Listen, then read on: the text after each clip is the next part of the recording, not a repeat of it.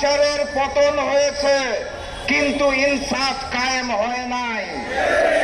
বাস্তবতা হচ্ছে এক জালিম গিয়েছে, আরেক জালিম মসনদে এসে বসেছে।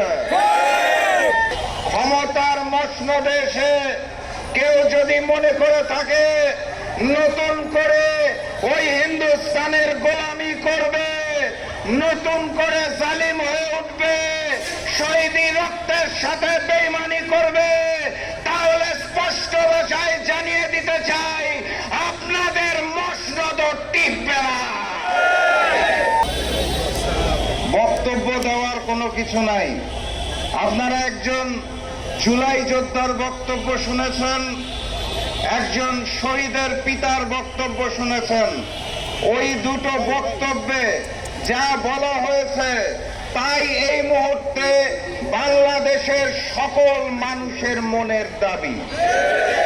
বাস্তবতা হচ্ছে স্বৈরাচারের পতন হয়েছে, কিন্তু ইনসাফ কায়েম হয় নাই।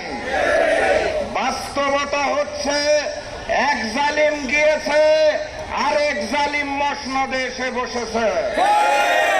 কথাবার্তা পরিষ্কার, জুলাই যোদ্ধাদের প্রকৃত সম্মান দিতে হবে, শহীদ পরিবারদের প্রকৃত সম্মান দিতে হবে, গণহত্যাকারী ফ্যাসিস্ট শেখ হাসিনা এবং সন্ত্রাসী সংগঠন আওয়ামী লীগের বিচার করতে হবে, এবং সব কথার শেষ কথা, শহীদি ঋণ শোধ করার জন্য গণভোটের গণরায়ের আলোকে জুলাই সনদ বাস্তবায়ন করতে হবে।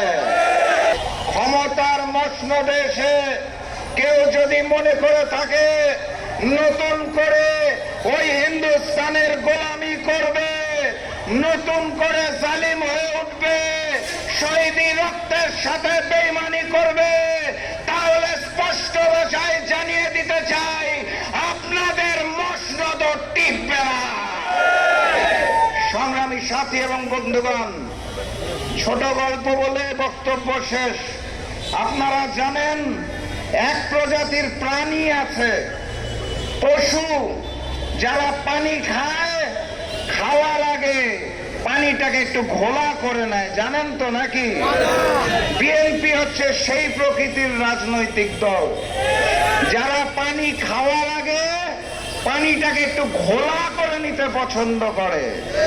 তত্ত্বাবধায়ক সরকারের আন্দোলন মনে আছে? বিএনপি নাকি মানে না, পানিটা ঘোলা করার পর ঠিকই পান করে। গণভোটের গণরায়ের আলোকে জুলাই সনদের একই অবস্থা হয়েছে। বিএনপি মানবে মানবে, বিএনপির বাপেরাও মানবে।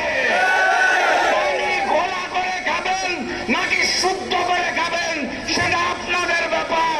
বাংলার মাটিতে গণভোটের গণরায়ের আলোকে জুলাই সনদ বাস্তবায়ন না করে 11 দল ঘরে ফিরবে না ইনশাআল্লাহ।